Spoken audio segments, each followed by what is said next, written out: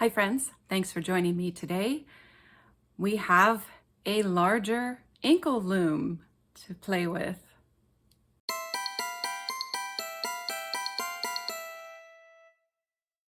I have learned so much since my first exploration of the Inkle Loom. I bought a bigger one almost right away. I haven't actually used the bigger one yet, so this will be fun on all sides. So here is my first little loom from Windhaven Fiber and Tools. This one is called the Minstrel. And then here is my bigger one, also from Windhaven Fiber and Tools. This one they call the Harp, and as you can see, it is significantly longer. There's a lot of space in here where you weave, which also means that I could do tablet weaving on this loom. It's big enough for that. Haven't tried that yet. They sent another notebook. It's really the same information and patterns, and that's perfectly fine. I have made a whole bunch of heddles for this loom. They're pretty long.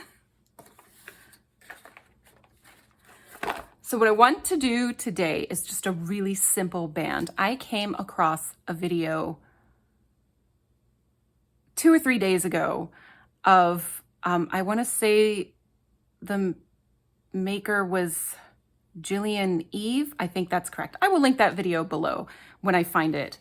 But she wove a rainbow band with this crochet cotton, this rainbow colored cotton, and it came out looking really neat. And my daughter loves rainbows, so I thought I would make her like a belt that out of this thread. So at first, the creator tried to line up the rainbow and then kind of gave up on that, which makes sense to me.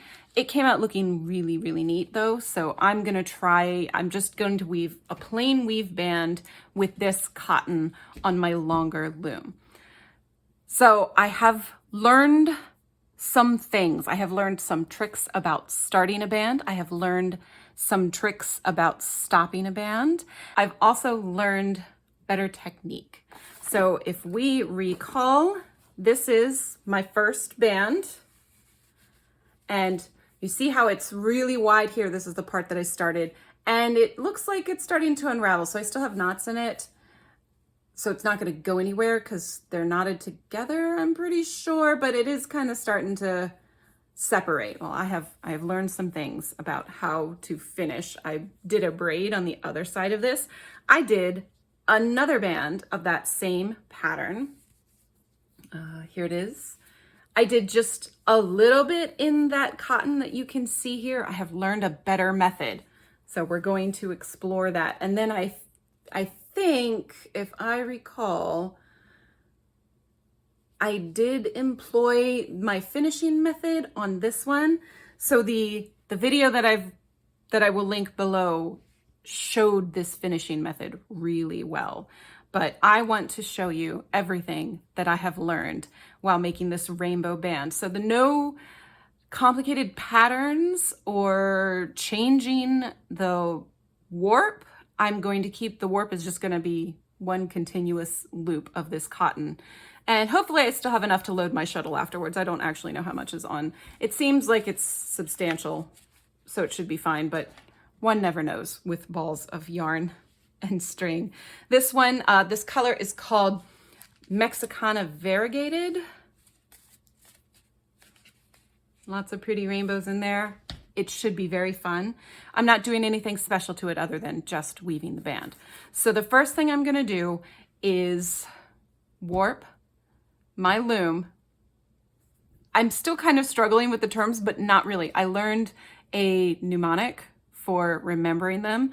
The warp goes away from you at warp speed, and the weft is what you pass from right to weft. I'm not super struggling, but when I have to speak, I'm struggling with the words. It's very weird. So I'm going to warp my loom, and then we're going to come back and I will show you what I've learned for a nice clean start. and then we'll weave a little bit and I'll show you what I've learned for nice even weaving. And then I'll come back at the end and I'll show you what I've learned on how to take it off. Okay, I am sorry if the sound is a little weird. My microphone does not work with this camera, and this is the best I can do with the space that I have. I would love to shoot on the dining room table like last time, but there's a board game there right now. So my loom is threaded. Am I even recording? I am. My loom is warped and ready to go. So I learned a few things. Lots of weavers start with popsicle sticks right down in there, because what that does is gives you a nice flat, even line to work with. Now my heddles are a little tight. I scrunched everything in together, and now the shed doesn't move quite so easily past the heddles. And I think that's going to annoy me for this entire project, and I'm not sure how to fix it. I've been trying to work some more space in there. I don't know. So here we are. I've changed the shed.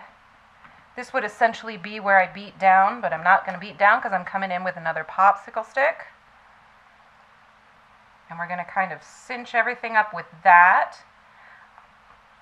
I hope I'm still in the frame. I can't actually see on this camera here. Then we're going to adjust the shed again. Everything up and out of the way. One more popsicle stick to get everything nice and straight and tight down there. And then we're ready to begin. So I adjust the shed, and I just loaded my shuttle.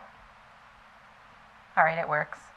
I'm kind of stretching far away from my my loom here, so if my technique still looks a little awkward, it is. So we didn't quite beat that down enough, so let's shed down. This shuttle has a nice long finger, I don't know what else to call it, for beating down. Very handy. I actually think I put the thread on the wrong side of the shuttle, so I probably will go back to the beater. Now I have left some thread here on the end, and what I'm going to do is give me a little bit more thread to work with. I'm going to keep this loop here. So there's a loop on this side. I'm not sure how well you can see it in my camera from this angle.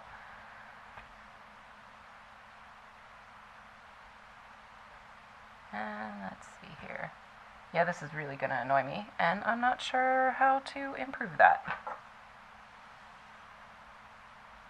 Then we beat down. So I also learned that beating down is more of a wiggle and less of a beat, makes sense to me. Then I am going to hold that knot and slowly pull in. And we're going to cinch it up nice and tight. Change the shed. I think some of the heddle knots are getting in the way too. That might be it. I really like the stripiness of this particular pattern. So then we're going to come around this way, and I think my end's kind of knotted up there, and I actually don't mind that. I'm pulling it in. Then this long end is also going to come through. Adjust the shed. That one went a little bit easier. Beat down here, pull in that loop.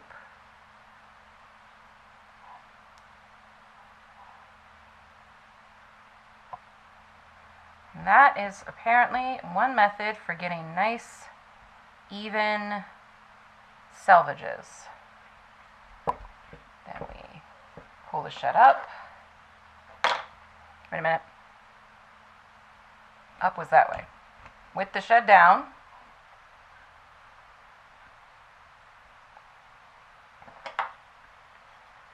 Make another pass.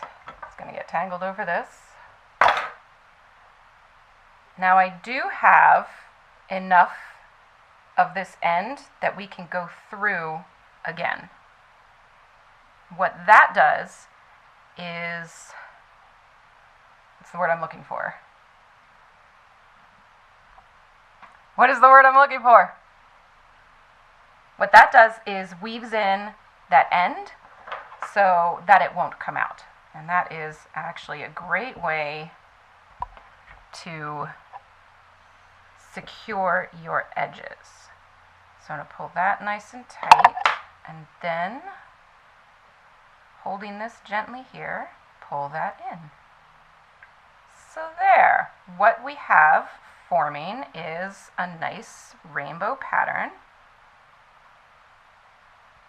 And then I'm done with this, I can't grab it, I'm done with this long end, so we can cut that off and continue weaving. And when I get to the end, I'm going to show you what I learned on how to end it. All right, so it has been a few days, and I wanted to show you my progress and also see if maybe we can get a closer look at what I was doing. I'm not entirely sure that my last setup was that easily visible. Okay, so here we are, and I have already lowered the shed and I have my beat stick in here. This loom is very long and I find that I'm working really far away from it. So part of using the beat stick, as I have been, is that kind of brings everything a little bit closer.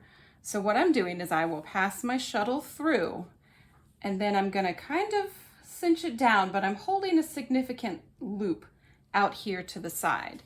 Then I pull out the beater, adjust the shed, and bring this in. So it's not like a whack, it's more like a rock.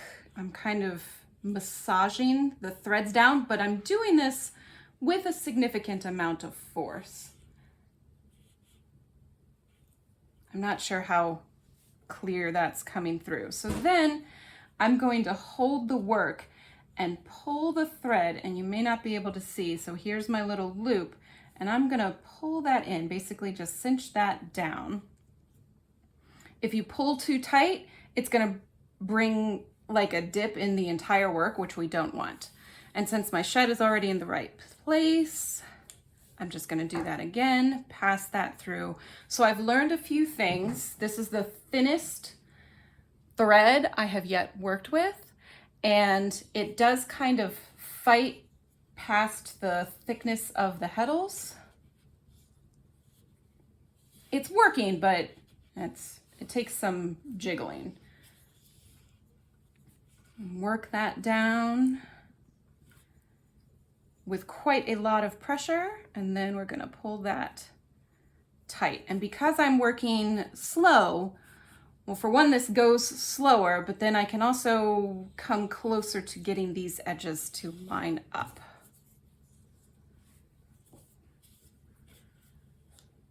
Adjust the shed. I also did this in one continuous wrap since I didn't change thread at all. And what I'm getting here is, make sure that's in the frame, this string, because it crosses over the entire work, and I tied a knot there. So I really have to pay attention that this one edge is on the right side of the shed when I change shed. Pull that in. So I am going to work a few more inches of this, and then we will come back when it's almost done. I'm going to do the same thing with these little strings that I did at the beginning to weave in my loose end. And when I get there, I'll show you that. All right, I have almost gone about as far as I can go. I have advanced my warp as far as that is possible. So here is where we are now, and then we are going to finish weaving and lock in the end of that thread. So my shed is in the right position. I'm going to take the shuttle and go through. And just as before, I'm going to leave my little loop. But before I change the shed, I'm going to take this string and fold it in half, and that's going to come in here as well. And I want the loop on the opposite side of my tail so that when I weave back through, I can come in through the loop. But we're actually going to do several of these. So before I pull it tight, I'm going to change the shed. And as you can see, I kind of have to massage it over my heddles here. I imagine that could be improved if I used maybe slightly different, thinner heddles. But for the purposes of this, it's perfectly fine. Just got to work a little bit at it. So now I'm going to close the loop of my weft, but I'm not doing anything with this cord that I put in here. So I'm leaving the shed there. And we're going to get the shuttle through, and same thing, I'm going to fold this piece of string in half and feed that through as well. That's okay that that did that. Then we pull this out, change the thread, beat down as I whack the camera. And we want to make sure that none of these edges get caught as I pull my weft thread in there. So this part, it's gonna look a little thicker, and I'm not really sure if my camera is picking that up, and that's perfectly okay. It's the end of the band, so it kind of is to be expected that it's gonna be a little different there. So I haven't quite figured out how many of these is a good number to do. I always tend to err on the side of more is better, which means that I might end up doing 4 or 5 of these. I've been using the flat edge of my beater to kind of help massage the threads past my heddles. Then I come in and pull that down. I keep hitting the camera, so I want to make sure we're still seeing this. Pull that down real good. Take the weft thread and tighten that up without catching any of those ends. There we go. I think I might do one more. So balance the beat there. So this shuttle does have a thin edge here and this nice point that's supposed to help it go through the threads, but I have found that the knife edge on the beater is a little bit better. All right, now you see what I just did? I pulled my beater out without adding in my extra threads here. So put that back in.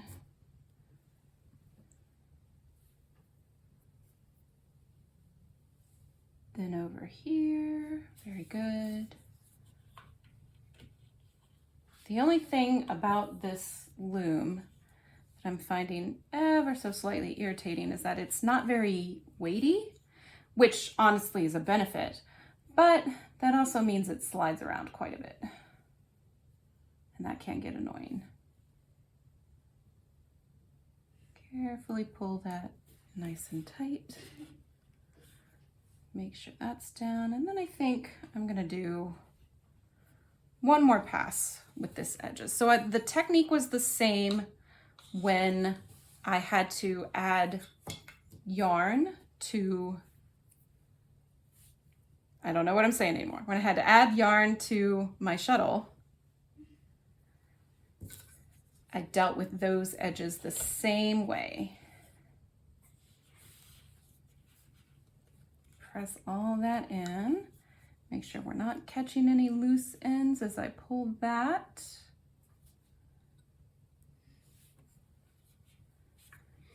It's a little harder to get tension right this way too. So this might end up being a little bit wider than the rest of the band, and I'm not really concerned about that. All right, and one more pass without these little threads. I am going to change the shed and beat that down real good. Then we're gonna pull this tight. I'm gonna beat again. Now I could conceivably get a few more inches, maybe not inches, but maybe 1 inch out of this before it really is hard for me to get the shuttle through, but we're just gonna stop there. That's good enough. So I'm going to cut my shuttle thread free. Then I'm gonna find the closest loop that I made with that spare thread. I'm going to put my end through, and I probably should have cut more, but I did not, so we're gonna make it work. 1, 2, then holding those tails, we just pull the whole thing through, and I hope you can see where I did that. Okay, pull the whole thing through. Now, this little thread is done for, not done for, I can use it again. So then I find the next loop. What this is doing is weaving the whole thing back on itself, and that should prevent it from unraveling. Okay, so I've got my ends here, then I just have to find this tail.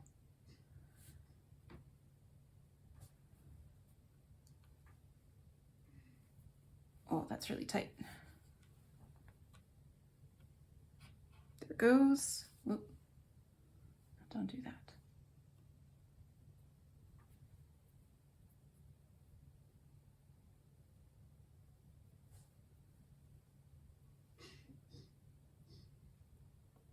That's interesting. I'm not quite sure what it's doing there.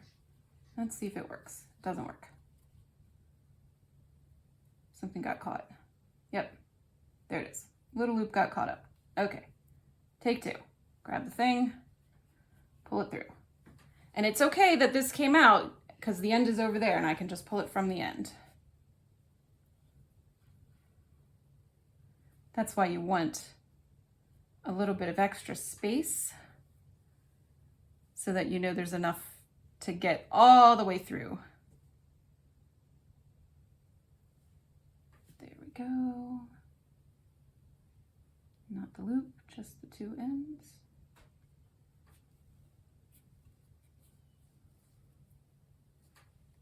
Done with you. Pull that through. It is loosening up along the warp this way. That's okay. Again, it's the end of the weaving, so I'm not super concerned with it being totally perfect. I just want it to hold. There we go. Nope. So you see this is catching the edge of my thread. You may not be able to see that. There we go.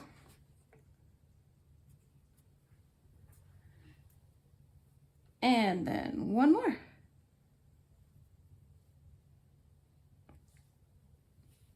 I really like this method of stopping and starting. It feels very secure to me. It feels like the kind of back and forth weaving in ends that I would do with a crochet project. All right, and that is it, it's done. So this end we can cut off as close to the work as we can get. And then we can, let's see, come over here and we're gonna cut the whole thing off. I'm gonna cut here, and that, and here. So we take the thing off the loom.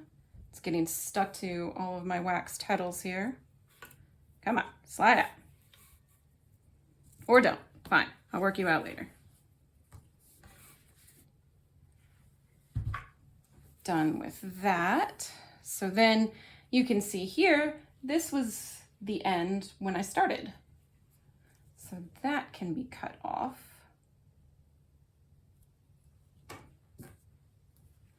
And then here is where I had to add more weft.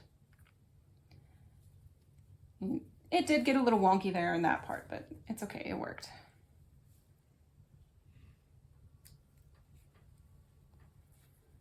then we cut those off.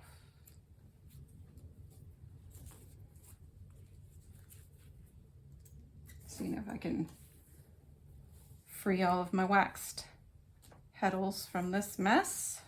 There we go. So then you can do what you want with this fringe. Because we wove down and then wove back, it's not gonna come apart from here. So you could cut these really thin, you could, not really thin, really short. You could braid them. I'm probably, I don't know, maybe here.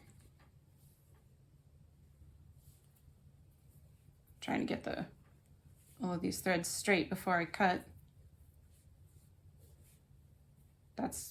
There are so many.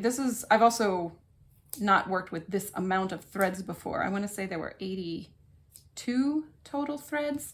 Now, I don't have the yarn color to do a full Pride Progress flag the way my inspiration video did, but that's okay. I like the rainbow. I'm happy how the rainbows turned out. All right, we're gonna try to cut relatively the same length.